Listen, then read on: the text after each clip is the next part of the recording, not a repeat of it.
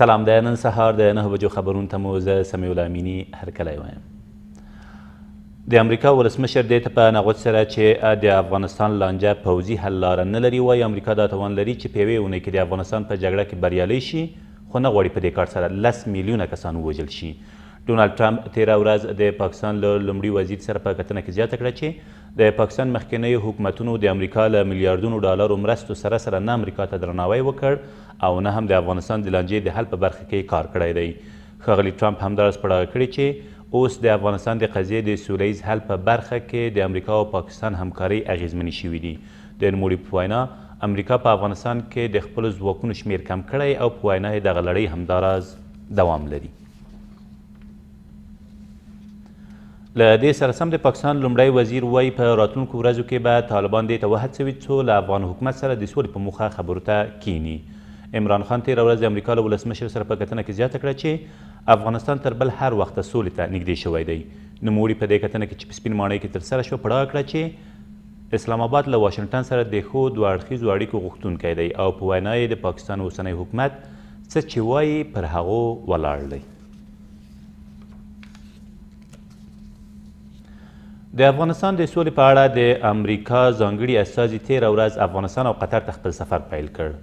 د امریکا د بهرنیو چارو وزارت د خبرپاڼې له مخې زلمی خلیلزاد به په دې 10 ورځني سفر کې له افغان چارواکو او نورو سیاسیونو سره د سولې اړوند مسایلو په اړه خبرې وکړي.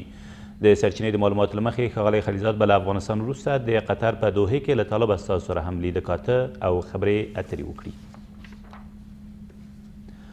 ملي دفاع وزارت وایي 3 ځانمرګي بریدګر د غزني په ګیرو ولسوالۍ کې موخې ته تر رسیدو مخکې ووژل شول. د دغه وزارت د خبرپاڼې له مخې دغو کسانو غوښتل د یو مازه موټر بم په وسیله په غزني ښار کې یو برید ترسره کړي، خو تر هغې مخکې تېره شپه نږدې 9 بجې په یو هوایي برید کې له منځه وړل شوي دي. ویل کېږي په دې پیښه کې بل چاته زیان نه دی اوښتی. د زابل امنیه قمندان وایي په دغه ولایت کې د ناامنیو یو لامل د خیالي پولیسو شتون دی.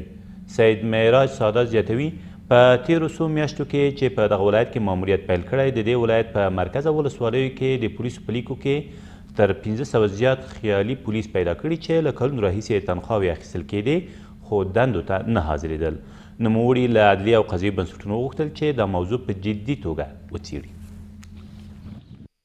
پلیس خیالی در مجموع کسایی که واقعا سبک بودن یا این باور بکنید که شاید 10 سالها و ماه‌ها یا حاضر به وظیفه نشدند که ما توانستیم شناسایی کردیم به نام خویش و قوم و دوست و رفیق گپا یا سبک شدند. ماشان در وقتی که ماش می آمد دستگی برشان داده میشد و یا حاضر وظیفه نبودند. ما شناسایی کردیم دیگه باور کردیم که از شاید 300-400-500 نفر زیاد می بود. او له کابل او هرات وروسته تېره ورځ په ننګرهار کې د برېښنایي تذکرو د ویش لړۍ رسما پیل شوه.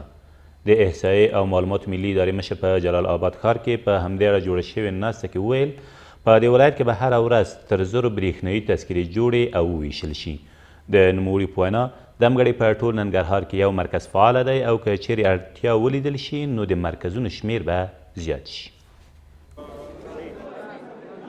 دا مرکز فعلا ننګرهار لپاره مو جوړ کړی، نور خلکو ترې استفاده کولی شي. په ننګرهار کې او نور ولایتو کې نور مراکز هم جوړېږي، هر ولایت کې موږ مرکز جوړوو. ننګرهار لپاره دا یو اول مرکز ده. دا مرکز د 1000 کسانو لپاره د هر ورځ د خدماتو توان لري. ننګرهار ولایتي اداره د دې کلک ملاتړ کوي، د ننګرهار ولسونه د دې لیکي تذکرې ملاتړ کوي او څه سهولتونه چې ضرورت وي موږ دې ته حاضر یو چې هغه ورته برابر کړو. دا تر دې مهاله وروستي خبرونه، تر بیا مو الله مل.